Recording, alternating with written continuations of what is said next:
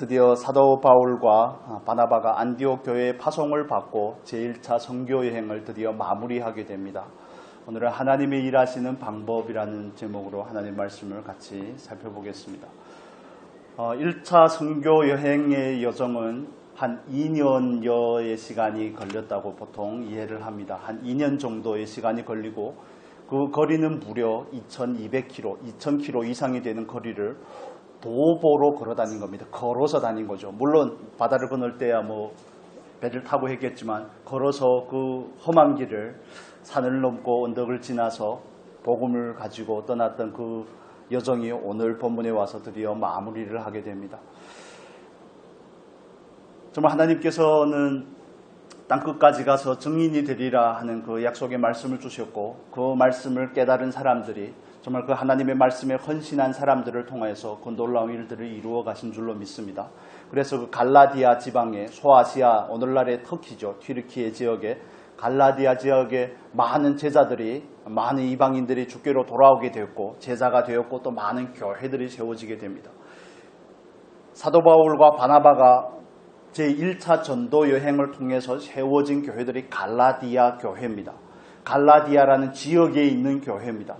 그래서 그 지역에 있는 그 교회를 향해서 쓴 서신이 갈라디아서입니다. 여러분 이해가 되십니까?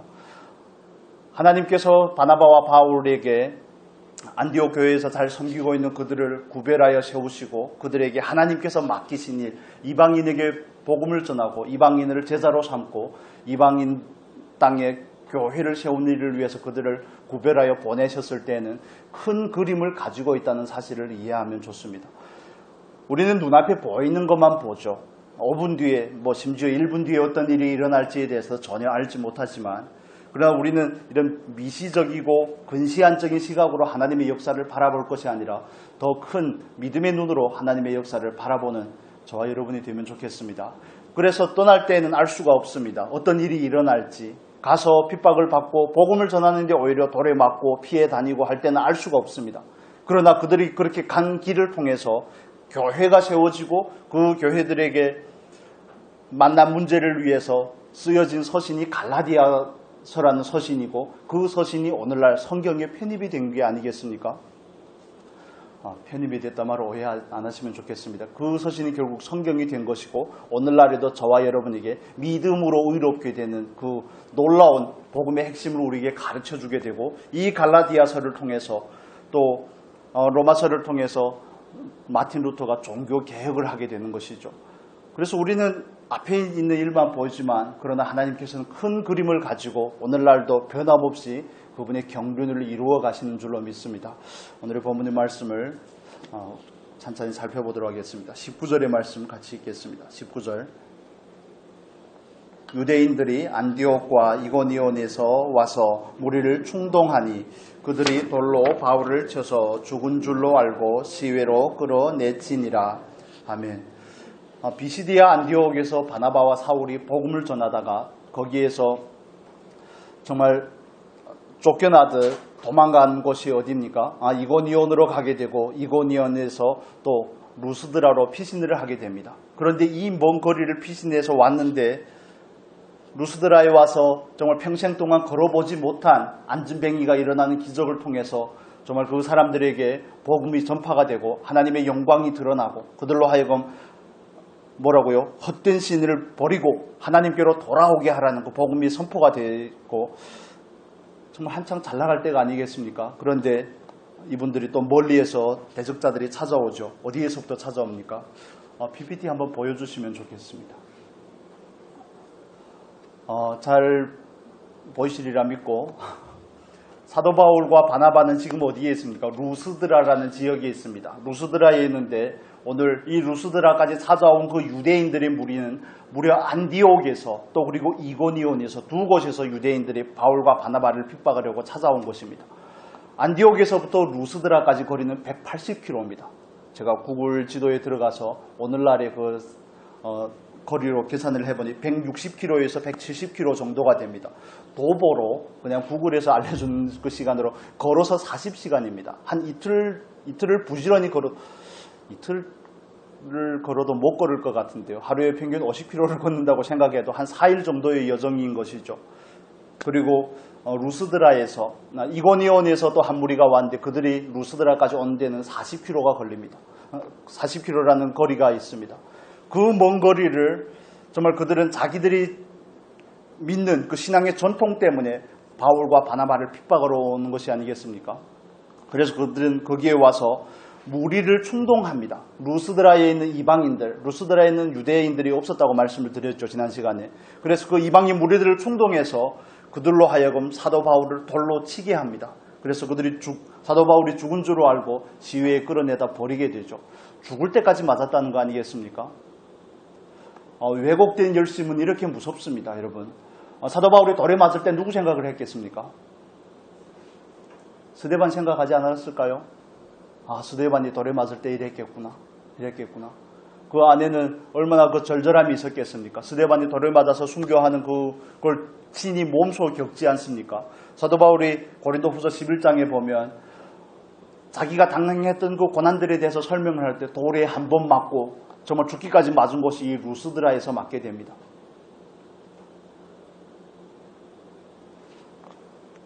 이렇게 죽기까지 맞았으면 보따리 싸고 빨리 집으로 가야죠. 루스드라에서부터 조금만 더 가면, PPT 보시면 오른쪽으로 좀 더 가면 오늘은 더베로 또 가게 되죠. 더베에서 조금만 더 가면 다소, 글씨가 좀 작게 되어 있는데 사도 바울의 고향입니다. 보따리 쏘고 집으로 가야 되는 게 맞지 않겠습니까? 20절 말씀 보겠습니다. 20절 같이 읽겠습니다.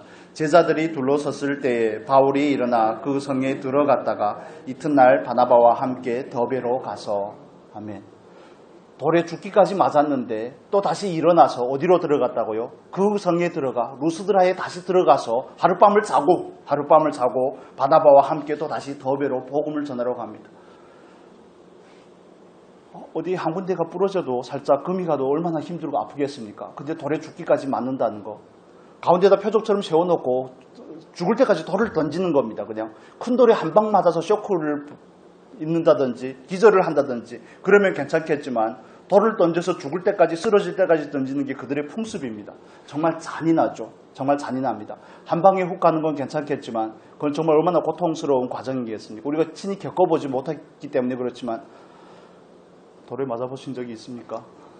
저는 돌을 던져서 다른 사람을 때려본 적은 있긴 한데 사촌 동생하고 장난을 하다가 어릴 때입니다. 돌을 던져서 걔가 머리가 터졌습니다. 그 생각이 갑자기 또 나서 돌에 죽기까지 맞았다는 거, 그럼에도 불구하고 그 성에 다시 들어가는 거, 여러분 어떻게 생각하십니까? 자라보고 놀란 것은 뭐 보고 놀란다고요? 솥뚜껑 보고도 놀란다는데 그 성으로 다시 들어가요? 이건 정말 간이 배 밖으로 나온 거 아니겠습니까? 무슨 정신이면 이런, 사도 바울이 얼마나 대단하다는 것을 말씀드리려고 하는 것이 아니라 하나님께서 그를 일으키셨다고 오늘 본문을 말합니다. 20절에 오늘 읽은 그 본문에 보면 바울이 일어나라는 표현을 하죠. 일어나. 사도 바울이 일어난다는 이 표현은 예수님께서 부활하실 때 사용하는 그 표현입니다. 우리 말씀을 한 구절만 찾아보겠습니다. 사도행전 13장의 말씀을 보겠습니다. 33절, 34절 같이 읽겠습니다. 곧 하나님이 예수를 일으키사 우리 자녀들에게 이 약속을 이루게 하셨다 함이라. 시편 2째 편에 기록한 바와 같이 너는 내 아들이라 오늘 너를 낳았다 하셨고 또 하나님께서 죽은 자 가운데서 그를 일으키사 다시 썩임을 당하지 않게 하실 것을 가르쳐 이르시되 내가 다윗의 거룩하고 미쁜 은사를 너희에게 주리라 하셨으며 아멘. 13절과 34절에 두 번 나오죠. 하나님이 예수를 일으키사 34절에도 나오죠. 그를 일으키사. 이 일으키다는 단어는 아니스템이라는 헬라어 단어인데 자동사이기도 하고 타동사이기도 합니다. 내가 일어났다는 뜻도 되고 일으켜 세움을 받았다는 뜻도 됩니다. 사도 바울이 일어난 것이 아니라 하나님께서 예수를 부활케 하신 것처럼 하나님이 영이 예수로 하여금 부활하게 하신 것처럼 사도 바울을 다시 일어나게 하신 겁니다. 왜 일어나게 했을까요? 하나님의 일은 하나님께서 하시지만 사도 바울과 같은 사람이 필요하기 때문에 그렇습니다. 사도 바울이 아니면 누가 그 일을 감당하겠습니까? 사도 바울이요? 아니면 누가 그렇게 이방으로 향해서 가겠습니까? 이방인의 사도로 부름을 받은 사람이 사도 바울이 아니겠습니까? 하나님의 일은 하나님께서 하시지만, 하나님께서 모든 상황과 모든 여건을 다 예비하시지만 사도 바울과 같은 사람을 통해서 하신다는 사실을 우리는 기억해야 되는 것입니다. 저는 이 말씀을 묵상하면서 하나님 앞에 굉장히 죄송스러웠습니다. 하나님은 바울을 통해서는 일을 하시는데 저를 통해서는 왜 일을 안 하십니까? 안 하신다고 단정할 수는 없겠지만 왜 이렇게 미약하게 하십니까? 하나님 앞에 헌신되지 못한 모습 때문이 아니겠습니까? 저는 그렇게 맞았으면 일으켜 세운다고 해도 다시 일어나지 않을 것 같습니다. 꾀병을 부리든지 입원을 하든지 다시는 안 가겠다고 하든지 고향으로 돌아간다고 보따리를 쌌든지 하지, 돌에 맞아서 죽기까지 맞았는데 그 성에 들어가서 다시 유하고 또 다시 100km를 걸어서 더베까지 가서 복음을 전한다는 거, 이게 사람의 이성으로는 감당할 수 있는 일이 아니죠. 왜 그렇게 해야 됩니까? 하나님은 왜 바울을 일으켜 세우셨으며 바울은 왜 하나님의 그 일으키심에 순종하게 되는 것입니까? 왜냐하면 하나님에게서도 바울이 필요하기 때문에 그렇습니다. 하나님의 일은 하나님께서 하시지만 하나님의 일은 사람을 통해서 이루어지는 것입니다. 사람과 함께 하시는 겁니다. 여러분, 우리에게는, 그리스도인에게는 은퇴가 없습니다. 여러분 이해하십니까? 우리는 마지막 끝날 가는 날까지 하나님 앞에서 빛과 소금의 역할을 감당해야 되는 것입니다. 우리에게 은퇴가 어디에 있겠습니까? 우리에게 나약함이 어디에 있고 우리에게 주저앉음이 어디에 있겠습니까? 그 연약한 무릎을 일으켜 세우라고 말씀을 하시죠. 연약한 무릎을 일으켜 세워서 하나님을 향해서 온전히 헌신이 될 수 있는 그 자리까지 우리는 나아가야 되는 것입니다. 여러분, 우리는 하나님 앞에 얼마나 드려졌습니까? 정말 거룩한 산지서로 드려져 있습니까? 하나님 앞에 충성된 제사장으로 드려져 있습니까? 이걸 우리는 물어야 되는 것입니다. 당장 보따리를 싸고 당장 안 하겠다고 해도 전혀 이상할 것이 없지만 그는 가게 되는 것입니다. 또 한 가지 이상한 것은 바울만 맞았다는 것입니다. 바나바가 얼마나 얄밉겠습니까? 같이 복음을 전하고 다니는데 자기만 돌에 죽도록 맞고 바나바는 멀쩡하고, 성경은 바나바가 맞았다는 말을 안 하기 때문에 다른 사람들은 멀쩡한데 제자들은 안 맞았는데 자기만 그렇게 돌에 맞고. 하나님께서는 이런 사람을 필요로 하신다는 사실을 이해하시면 좋겠습니다. 여러분, 우리도 그런 마음의 소원을 가지시면 좋겠습니다. 하나님, 사도 바울을 쓰신 것처럼 그 정도는 아닐지라도 하나님 저를 준비하시고 저를 사용하여 주시옵소서. 하나님의 복음은 정말 하나님을 향해 열심을 가진 사람들을 통해서 이루어지는 것입니다. 그냥 하나님께서 하시지만 하나님은 누구를 통해서 하십니까? 사람을 통해서 하십니다. 고린도전서 3장 9절의 말씀, 잘 아시는 말씀인데 한번 같이 보겠습니다. 고린도전서 3장 9절 같이 읽겠습니다. 8절에서 9절 같이 7절부터 읽으면 좋겠습니다. 7절에서 9절 같이 읽겠습니다. 그런즉 심는 이나 물 주는 이는 아무것도 아니로되 오직 자라게 하시는 이는 하나님 뿐이니라. 심는 이와 물 주는 이는 한 가지나 각각 자기가 일한 대로 자기의 상을 받으리라. 우리는 하나님의 동역자들이요 너희는 하나님의 밭이요 하나님의 집이니라. 아멘. 심는 이나 물 주는 이가 아무것도 아니라고 말합니다. 물론 하나님께서 하시지만, 그러나 9절에서는 뭐라고 말합니까? 우리는 하나님의 동역자들입니다. 우리는 하나님의 밭이고 우리는 하나님의 뭐라고요? 집입니다. 하나님은 오늘도 하나님 앞에 헌신된 사람을 찾고 계신다는 사실을 믿으시기를 바랍니다.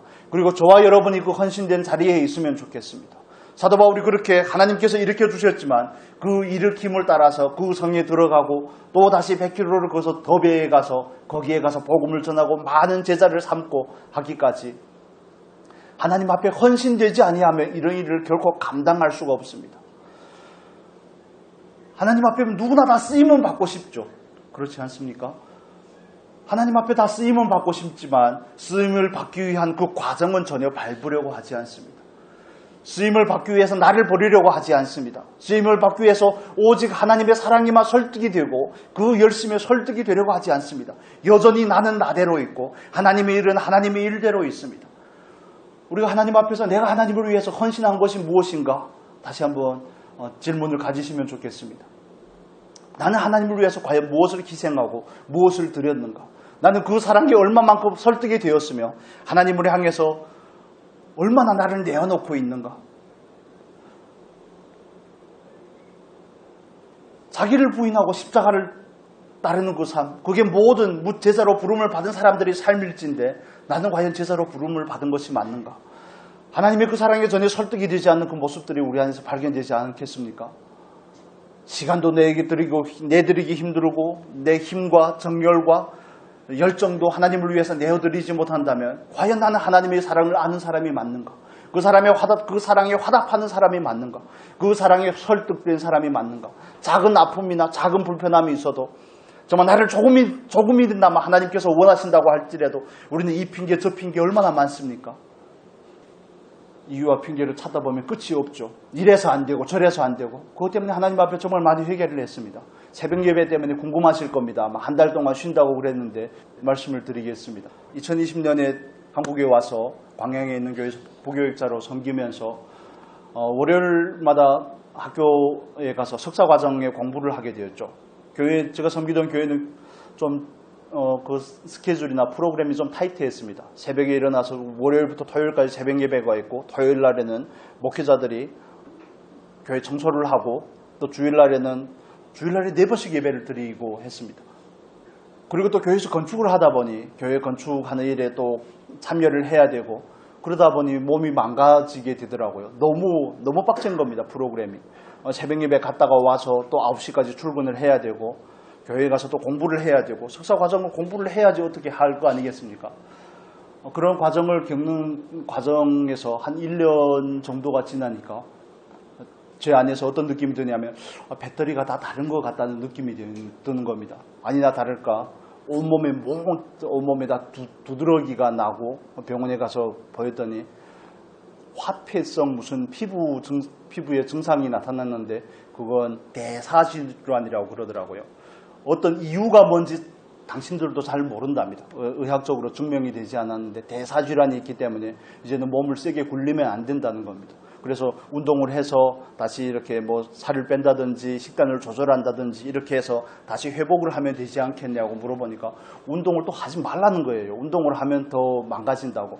아직 그게 회복이 될 만한 그런 능력이 없다고 그래서 약을 먹고 거체 질환을 좋아졌습니다. 그런데도 이게 피곤이 늘 가시지 않습니다. 그리고 올해 여름에 너무 더우니까 너무 힘든 거예요.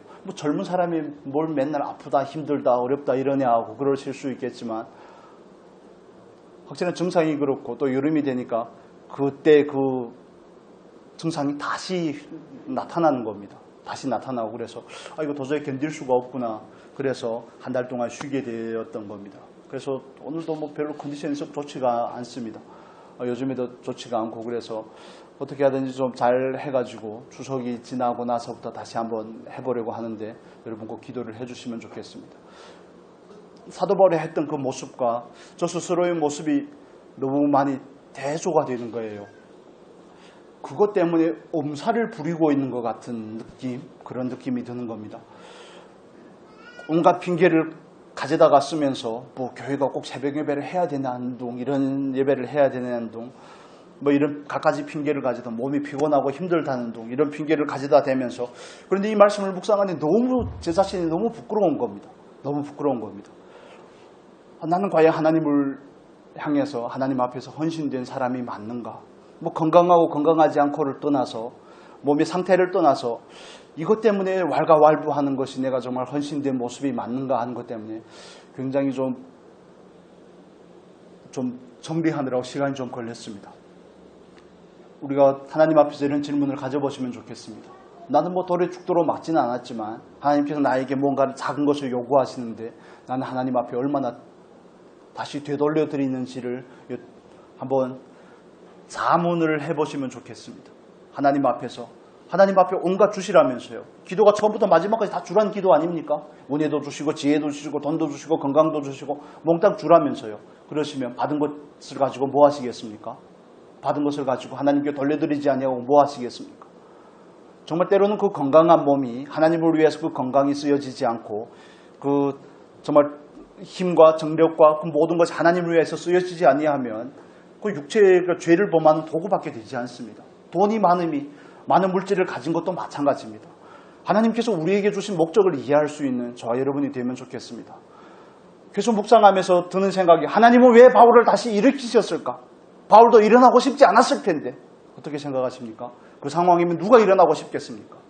그 일들을, 그 고초를 또 겪어야 되는데 다시 그 성에 들어가고 또 다시 더베로 가면 안전하다는 보장이 없잖아요. 100km의 길을 걸어가야 되는데 어떻게 그 시체 같은 몸을 가지고 걸어가냐 말입니다. 그런데 하나님께서 왜 일어나게 하셨을까? 그 하나님께서 바울을 일어나게 하신 그 은혜의 목적을 바울은 깨닫고 있었던 것입니다. 그렇기 때문에 하나님께서 내 목숨을 연장해 주신 그 이유와 그 목적이 어디 있음을 알기 때문에 그는 기어이 그 길을 가는 겁니다. 정말 민망해서 몸둘 바를 모르겠더라고요. 여러분은 또 어떻습니까? 여러분은 하나님을 위해서 뭘 드립니까? 뭘 헌신합니까? 얼마나 나를 하나님 앞에 내어놓고 하나님 나를 쓰시면 좋겠습니다. 이거 온갖 핑계는 얼마나 많습니까? 단지 저의 문제만이 아니고 여러분의 문제만이 아니고 우리의 문제가 아닙니까? 우리가 예수를 믿은 시간이 하루 이틀이 아닌데 하나님을 위해서 드린 것이 무엇인지 계수해보면 정말 민망할 뿐입니다. 내 생명도 하나님께서 주셨고 돈도 건강도 모든 상황도 여건도 하나님께서 다 조성해 주셨는데 없을 때는 주라고 그러고 막상 주고 나면 그걸 가지고 자기를 보살피는 일에 온갖 모든 것을 거기다 쏟아붓고 있죠. 성전을 건축하기 위해서 예루살렘으로 하나님께서 은혜를 베풀어 돌아오게 했는데 자기 집을 짓기에만 급급한 이스라엘 백성들과 우리의 모습이 뭐가 다릅니까?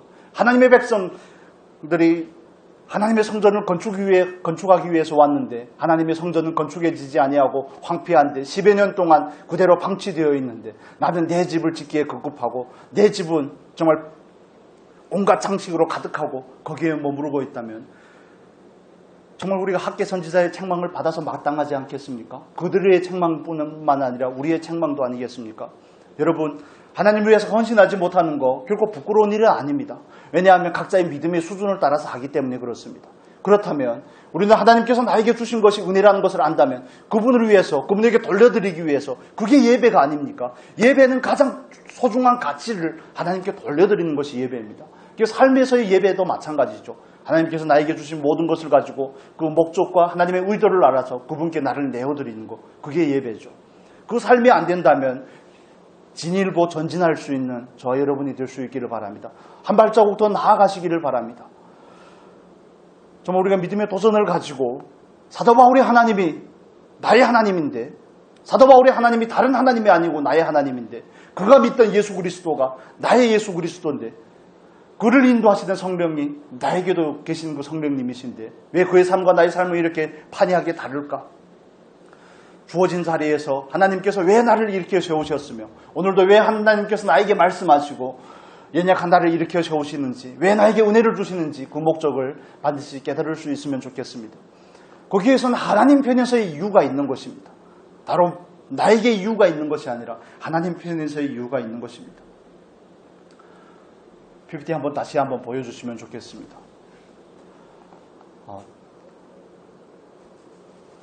PPT 한번 보여주세요. 다시. 여기 보면 루스드라에서 더베로 가서 저기 색상을 제가 다른 색상으로 표시했는데 잘 보이지 않는 것 같습니다. 파란색으로 되어 있죠. 루스드라에서 더베로 가고 더베에서 다시 반환해서 빨간색 선입니다. 다시 루스드라로 가고 이고니온으로 가고 안디옥으로 가고 버가로 가고 아달리아로 해서 이렇게 다시 배 타고 안디옥으로 돌아가게 됩니다. 그런데 더베에서부터 안디옥으로 가는 저 파란색 선을 주목해 보십시오. 융로로 거꾸로 가면 더 가깝습니다. 왜 그 길을 돌아갑니까? 왜 그 길을 돌아가야 됩니까? 하나님께서 자기를 일으켜 세우신 이유를 알기 때문에 그렇습니다. 하나님께서 복음이 이방 땅에 전파되어 이방인을 제자로 삼을 뿐만 아니라 정말 하나님께서 피를 주고 값주고 산 그 교회를 경고케 하기를 원하는 하나님의 마음을 바울이 알기 때문에 그런 것이죠. 2차 선교 여행 때는 안디옥에서 다소를 거쳐서 더베를 거쳐서 이렇게 가게 됩니다. 2차 선교 여행 그 지도 다음 지도 한번 보여주십시오. 이런 코스로 갑니다. 이렇게 갈 수 있다면 거꾸로도 갈 수 있다는 거 아니겠습니까? 왜 그 길을 다시 되돌아갑니까? 더베에 와서 복음을 전하고 많은 사람을 제자로 삼고 다시 원래 왔던 길로 다시 돌아가게 됩니다. 자신을 돌로 쳤던 그 동네로 다시 갑니다. 그 동네로 가서 그가 하는 일이 뭡니까? 우리 오늘 본문에 와서 다시 보겠습니다. 21절과 22절, 23절까지 보겠습니다. 같이 읽겠습니다. 복음을 그 성에서 전하여 많은 사람을 제자로 삼고 루스드라와 이고니온과 안디옥으로 돌아가서 제자들의 마음을 굳게 하여 이 믿음에 머물러 있으라 권하고, 또 우리가 하나님의 나라에 들어가려면 많은 환난을 겪어야 할 것이라 하고, 각 교회에서 장로들을 택하여 금식 기도하며 그들이 믿는 주께 그들을 위탁하고. 아멘. 더비에서 복음을 전하고 많은 사람을 제자로 삼고 루스드라와 이고니온과 또 안디옥으로 돌아가서 22절에 뭐라고 말합니까? 제자들의 마음을 굳게 하여 이 믿음에 머물러 있으라 하고. 여러분, 사도 바울이 전한 복음을 통해서 그들이 예수를 믿게 되었는데, 예수를 믿고 나서 사도 바울이 당하는 그 고난을 직접 목격하지 않았습니까? 돌에 맞고 쫓겨다니고 죽기까지 돌에 맞고 하는 그 과정을 보면 그들이 뭔 생각이 들겠습니까? 예수를 믿으면 안 되겠구나, 그런 생각이 들지 않을까요? 이 예수를 믿는다는 건 보통 일이 아니구나, 그냥 믿는다고 고백하는 것만으로 되는 것이 아니라 많은 추가적인 부분들이 있구나 하는 것을 알게 되고, 그들의 믿음이 연약해지지 않겠습니까? 예수를 믿은 지 얼마 되지 않는데 사도 바울이 돌아가서 그들을 경고케 하는 것입니다. 여러분, 복음이라는 것은 그렇습니다. 전파만 되는 것으로 끝나는 것이 아니라 물 주는 이가 반드시 있어야 되는 것입니다. 뿌리는 것만으로 되는 것이 아니라 반드시 그 말씀 안에서 견고하게 설 수 있기 위해서 양육이라는 과정이 필요한 것입니다. 양육이라는 과정이 필요하고, 그래야 그 말씀 위에 서 있을 수 있게 되고, 말씀 위에 서야지 비가 내리고 창수가 오고 홍수가 밀려와도 넘어지지 않을 수 있는 그리스도인이 되는 겁니다. 내가 넘어지지 않아야 다른 사람을 또 붙잡아 세울 수 있지 않겠습니까? 나도 휘청거리는데 누구를 세우겠습니까? 사도 바울은 하나님 앞에서 하나님께서 자기를 죽이지 아니하고 자기를 데려가지 아니하고 다시 일으키신 그 목적을 분명히 압니다. 아직도 사명이 끝나지 않았구나. 20절에 보면 이렇게 말하죠. 21절에 보면 전하여 많은 사람을 제자로 삼고, 이 제자로 삼고는 마태복음 28장 보겠습니다. 마태복음 28장. 그 지상명령에서 사용했던 단어와 똑같은 단어를 사용하고 있습니다. 마태복음 28장 19절의 말씀만 보겠습니다.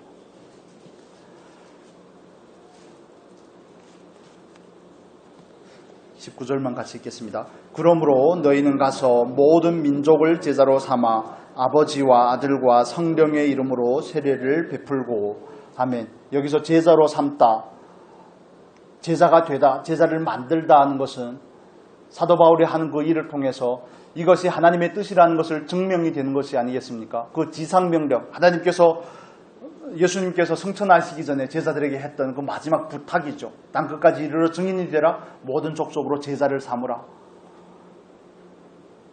사도 바울을 일으키신 하나님, 바울은 거기에서 하나님의 의도가, 하나님께서 자기를 향한 그 부르심과 소명이 아직 끝나지 않았다는 사실을 깨닫게 됩니다. 그래서 그는 그 길을 묵묵히 가게 되는 것입니다. 우리에게도 마찬가지입니다. 하나님께서 우리에게 모든 여건을 조성해 주시고 우리에게 은혜를 베푸신 그 의도와 목적이 무엇인지를 반드시 이해하면 좋겠습니다. 제자를 삼는 것입니다. 제자를 삼는 것입니다. 주의 교회를 든든히 세워가는 것이 저와 여러분을 보는 하나님의 목적이 아니겠습니까?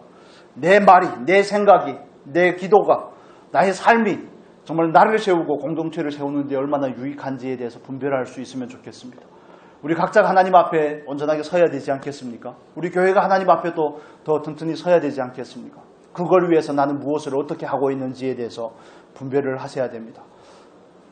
정말 우리의 그 짧은 삶이 하나님 앞에 온전히 드려지는 그런 삶이 되었으면 좋겠습니다. 그분의 명령을 쫓아 그분의 의도하심을 따라서 살아드리는 복된 삶이 될 수 있기를 예수님의 이름으로 축복합니다. 사도 바울이 오롯이 오매불망 원하는 것은 다른 게 없습니다.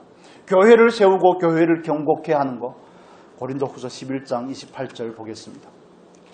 고린도후서 11장 28절.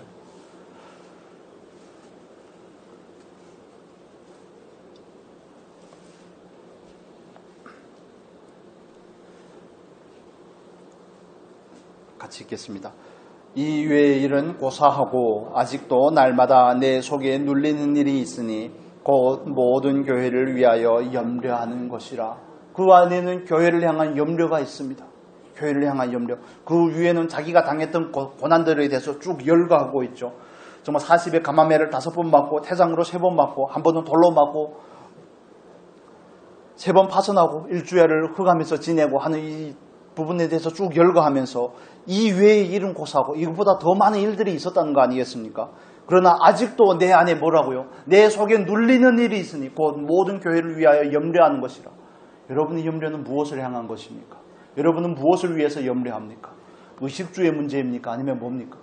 살아있기 때문에 염려가 있는 것은 당연한 것입니다. 소원이 있다는 뜻이죠. 살아있으면 증명이기도 하지만 과연 나는 무엇을 위해서 염려하고 있는가? 사도 바울은 교회를 위해서 염려하고 있고 자기가 복음을 전파해서 제대로 세워진 사람들을 어떻게 더 경고케 할 것인지 그걸 위해서 염려하고 있고 그래서 그 중에서 장로들을 택하고 그들을 하나님께 위탁하는 일을 하기에 자기를 온전히 드리는데 우리의 염려는 무엇을 향한 것인지 우리의 근심은 무엇을 향한 것인지 고린도후서 7장 한번 보겠습니다. 앞으로 오셔서 7장 10절 보겠습니다. 7장 10절 같이 읽겠습니다. 하나님의 뜻대로 하는 근심은 후회할 것이 없는 구원에 이르게 하는 회개를 이루는 것이요 세상 근심은 사망을 이루는 것이니라. 아멘. 정말 저와 여러분이 하나님의 뜻을 따라 근심할 수 있기를 바랍니다. 우리들의 염려가 나를 위함이 아니고 세상에서의 뭔가를 원하는 그 염려가 아니라 하나님을 위해서 염려할 수 있기를 바랍니다. 주의 교회를 위해서 아파하고 주의 교회를 위해서 염려할 수 있는 저와 여러분이 되었으면 좋겠습니다. 그러기 위해서 우리가 어떻게 해야 될까요? 하나님께서 나를 얼마나 사랑하셨는지를 다시 한번 깨달아야 되는 것입니다. 그 십자가의 놀라운 은혜가 얼마나 크고 깊은지 나에게 내가 그 은혜를 입는다는 사실이 나에게 얼마나 큰 은총인지를 깨달아야 되는 것입니다. 그 은혜를 깨달은 사람이 그 은혜에 반응하게 되어 있습니다. 내 안에서 그 은혜가 식었다. 그 사랑이 식어 있다는 것은 무엇을 의미하는 겁니까? 나는 지금 그 사랑에서 떠나 있다는 것을 의미하는 것이죠. 그 사랑으로 다시 회귀할 수 있는, 다시 돌아갈 수 있는 은혜가 있어야 되는 것입니다. 그래야 우리가 하나님 앞에 다시 헌신하는 자리로, 나를 내어드리는 자리로, 나를 부인하고 십자가를 쫓는 자리로 나아갈 수 있는 것입니다. 나보다 하나님께서 나에게 부탁하신 그 사명이 더 중요한 그 자리로 나아갈 수가 있는 것입니다. 첫 단추가 풀려서 그렇습니다. 첫 단추가 풀려서 그렇습니다. 여러분, 사도 바울은 돌아가서 그 제자들을 굳게 하고 또 믿음에 머물러 있으라고 권합니다. 그러면서 그는 다시 또 안디옥으로 돌아가야 되는데 그가 하는 일이 또 있습니다. 우리 23절의 말씀을 읽었지만 여기에 보면 이렇게 말씀을 합니다. 각 교회에서 본문에 보면 각 교회에서 장로들을 택하여 금식 기도하며 그들이 믿는 주께 그들을 위탁하고 라고 말합니다. 첫 번째 주제로는 우리가 하나님께서 하나님의 일을 하시고 하나님께서는 하나님을 사랑하는 사람을 통해서 일하신다고 말씀을 드렸죠. 그런데 하나님의 사람이 일하지만 사람이 다 할 수 없습니다. 사람은 정말 아무것도 할 수 없습니다. 여러분 믿으십니까? 정말 우리는 하나님 앞에 뭔가를 해드리고자 하지만 정말 무능한 존재라는 사실을 다시 한번 발견을 해야 되는 겁니다. 사도 바울이 교회를 향한 염려가 있지만 고린도후서 11장에서 그 염려가 있지만 그러나 나도 사람이라고 말합니다. 나도 사람이고 누가 연약하면 내가 연약하지 않겠냐고 말하는 것이죠. 그렇다면 하나님께서 왜 그러하여금 연약하게 하고 왜 그러하여금 환난을 당하게 합니까? 그러하여금 하나님께서 그가 연약할 때 그를 통해서 일할 수 있다는 사실을 그러하여금 확신하게 하기 위해서 그렇습니다. 하나님의 일을 하지만 여전히 환난이 있고 하나님의 일을 하지만 여전히 어려움이 있다는 사실을 이해하고 하나님께서 바울에게 주신 그 육체의 가시가 그러하여금 겸손케 하는 것입니다. 그게 하나님의 사랑이 아니겠습니까? 바울을 잃어버리지 않고자 하는 하나님의 사랑입니다. 우리가 하는 일 가운데 내가 하나님의 뜻을 위해서 뭔가를 하려고 할 때 어려움이 있다는 거 하나님의 축복인 줄을 믿으시기를 바랍니다. 계속 설교가 잘 되고 계속 찬양이 잘 되고 섬김에 형통하고 그러면 우리가 정말 하늘 끝까지 교만해질 것입니다. 그러나 그 가운데서 하나님께서 정말 그때그때마다 우리로 하여금 실패를 경험하게 하는 것, 고난을 경험하게 하는 것, 축복이라는 사실을 믿으시기를 바랍니다. 삶의 어려움도 마찬가지입니다. 우리는 똑같은 환난과 고난을 만나지만 우리가 그 환난을 바라보는 관점이 달라지는 것입니다. 그게 그리스도인이 아니겠습니까? 그걸 통해서 하나님은 뭘 하십니까? 우리를 더 겸손케 하시는 겁니다. 내가 할 수 있는 것은 아무도 없구나. 하나님께서 나에게 은혜를 주셔야지 내가 살아가는 것도 할 수가 있는 것이고 하나님의 일을 하는 것도 내가 감당할 수 있구나. 바울이 능력이 있어서 되는 것이 아니라 하나님께서 그들과 함께 한다고 할지라도 그들로 하여금 끊임없이 고난을 당하게 하는 것. 그들을 낮추기 위함입니다. 바울을 낮추기 위함입니다. 우리를 낮추기 위함입니다. 실패에 고난에 감사할 수 있는 저와 여러분의 신앙이 되면 좋겠습니다. 정말 그걸 통해서 내가 얼마나 미천한 존재인지를 바라볼 수 있으면 좋겠습니다. 하나님 왜 나를 이렇게 힘들게 합니까? 왜 나에게는 이렇게 불통한 환경만 있습니까? 그렇게 이해하실 것이 아니라 하나님께서 나를 지금 낮추고 계시는구나. 내가 너무 득이할까봐. 우리는 우리를 잘 모르죠. 여러분 어떻게 생각하십니까? 돈도 좀 더 주고 명예도 좀 주고 다른 사람들한테 좀 인정도 받게 하고 그러면 하나님을 더 잘 섬길 것처럼 생각을 하지만 하나님은 우리를 너무 잘 아십니다. 손금 보듯이 너무 잘 알고 계시기 때문에 그런 거 우리에게 조금이라도 더 해주면 우리가 감당할 수 없음을 압니다. 그 실패로 달려갈 것을 아는 것이죠. 그래서 고난에는 정말 하나님의 놀라운 축복과 영광이 있음을 여러분 믿으시기를 바랍니다. 하나님의 일하시는 방법, 고난이 같이 있습니다. 사람을 통해서 일하지만 하나님께서는 고난이라는 그 조미료를 주십니다. 얼마나 감사합니까? 인생이 너무 밋밋하지 않은 것에 감사할 수 있기를 바랍니다. 인생이 좀 버라이어티 해야지 하나님도 경험하고 하지. 그렇지 않겠습니까? 물론 경험할 때는 힘들지만 겪고 나면 하나님을 깊이 경험하게 됩니다. 마지막으로 23절의 말씀에서 말하는 것처럼 여러분 1차 선교 여행이 그 전체 여정이 한 2년 정도밖에 안 된다고 그랬습니다. 그런데 바울은 이제는 안디옥으로 돌아가야 되는 상황인데 그가 제자들을 굳게 하며 23절에 보면 각 교회에서 장로들을 택하고 장로 금식하며 그들이 믿는 주께 그들을 맡깁니다. 교회와 장로들을 어디에 맡기는 겁니까? 주님께 맡기는 겁니다. 우리가 할 수 있는 것은 이것밖에 없습니다. 주님께 맡겨드리는 것. 믿음이 좋으면 얼마나 좋겠습니까? 장로라고 세움을 받았다고 할지라도 연장자라는 뜻이지 믿음이 좋다는 뜻은 아니겠죠. 물론 그 중에서는 다르겠지만 그러나 바울이 그들을 위해서 떠나가면서 할 수 있는 거 아무것도 없습니다. 그들을 하나님께 맡겨드리는 것밖에 없습니다. 여러분 이 일이 저와 여러분이 해야 되는 일입니다. 우리가 교회를 위해서 하나님의 나라를 위해서 할 수 있는 거 별로 없습니다. 우리가 해야 될 일은 뭡니까? 교회를 하나님께 맡기는 겁니다. 목회자를 하나님께 맡기는 겁니다. 제가 여러분을 위해서 기도할 때도 그것밖에 없으면 뭘 하겠습니까? 뭘 하겠습니까? 여러분은 하나님 앞에 다시 맡겨드리는 것이죠. 맡기다는 뜻은 위탁하다는 뜻은 옆에 놓다는 뜻을 가지고 있습니다. 옆에 놓다. 내가 감당할 수 없으니까 하나님께로 가져가서 하나님께다 내어놔야 되지 않겠습니까? 그래서 정말 하나님의 일을 잘 감당하는 방법, 하나님의 일에 잘 동참하는 방법은 기도로 맡기는 일입니다. 모든 일에 기도와 간구로 하나님 앞에 나아가는 것이 저와 여러분이 해야 될 일입니다. 그게 사도 바울과 바나바가 했던 일이고 오늘날 저와 여러분이 해야 될 일입니다. 우리가 피차 간에 사람을 바라보면 실망할 수가 있습니다. 왜 그럴까?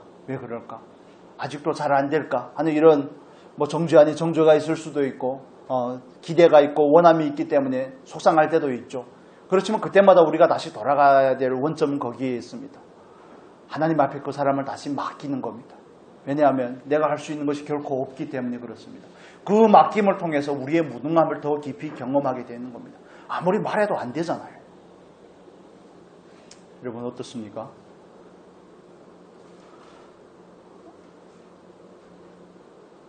제가 아무리 말해도 여러분이 안 바뀌면 제가 또 다시 해야 될 일은 뭐겠습니까? 하나님 앞으로 가서 다시 맡기는 겁니다. 은혜 받았다고 그런 얘기 하지 마시고 바뀌시기를 예수님의 이름으로 축복합니다. 안 믿습니다. 물론 믿지만 그럴 때마다 정말 뼈저리게 느끼는 게 있습니다. 말한다고 되는 게 아니구나. 예배한다고 되는 게 아니고 설교한다고 되는 게 아니구나. 하나님께 맡겨야 되는구나. 하나님께서 일하셔야 되는구나. 하나님께서 하셔야지. 그래서 너무 열받을 필요가 없구나. 이렇게 돌아가지만 또 다시 돌아옵니다. 또 열받습니다. 왜 안 될까? 그게 사람이 가진 연약함이겠죠. 여러분도 저를 바라보면 마찬가지일 겁니다. 왜 저럴까? 그때마다 맡기십시오. 하나님께 맡기십시오. 하나님께 맡기시기 싫으시면 좀 씹어도 괜찮습니다. 우리가 해야 될 일이 이겁니다. 그 연약한 교회를 보면서 사도 바울이 얼마나 마음이 아프겠습니까? 이 양무리를 늑대들이 곧 덮칠 텐데 늑대들이 와서 이 양무리를 또 해치고 주의 몸된 교회를 허물 텐데 사도 바울이 떠나가는 그 심정이 어떻겠습니까? 얼마나 무기력하겠습니까? 하나님 앞에서. 그래서 그는 하나님 앞에 그들을 다시 위탁하는 것입니다. 하나님의 교회를 내가 섬길 수 있는 것이 아니라는 것이죠. 그들과의 만남은 지금으로서의 끝이라는 것입니다. 우리가 하나님 앞에서 마땅히 가져야 될 사실인 줄로 믿습니다. 우리 베드로 전서의 말씀 잠깐 보겠습니다. 베드로전서 4장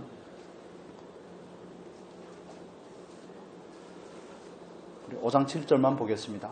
4장 보지 않고 5장 7절의 말씀만 같이 보겠습니다. 너희 염려를 다 주께 맡기라. 이는 그가 너희를 돌보심이라. 아멘. 너희 염려를 주께 맡기라. 여기서 맡기다는 뜻은 던지라는 뜻입니다. 하나님을 향해서 던지라는 것이죠. 하나님 앞에 내어드리라는 것입니다. 내가 거기에 주권을 행사하려고 하지 말고 하나님 앞에 온전히 내어놓으라고 하는 겁니다. 여러분, 기도 제목 가운데 얼마나 많은 사람들이 있습니까? 지금까지 기도해 왔음에도 불구하고 아직도 전혀 미동도 하지 아니하고 전혀 변화되려고 조차 신용도 하지 않는 그들을 바라보면서 우리가 해야 될 것은 뭡니까? 모든 염려를 주께 내어 맡기는 것입니다. 하나님 노릇 그만하는 겁니다. 판단하고 정죄하는 그 하나님 노릇에서 벗어나서 다시 그들을 주께로 부탁하는 겁니다. 그게 우리가 해야 될 일입니다. 하나님은 그런 부탁을 통해서 일하신다는 사실을 믿으시기를 바랍니다. 이게 우리에게 소망이 되는 거 아니겠습니까? 이게 소망이 되는 겁니다. 그래서 우리는 부지런히 이 일을 해야 됩니다. 이사야서의 말씀 보고 마치겠습니다. 이사야서 62장의 말씀 보겠습니다. 62장 7절, 6절에서 7절. 이사야서 62장 6절에서 7절 같이 읽겠습니다. 예루살렘이여, 내가 너희 성벽 위에 파수꾼을 세우고 그들로 하여금 주야로 계속 잠잠하지 않게 하였느니라.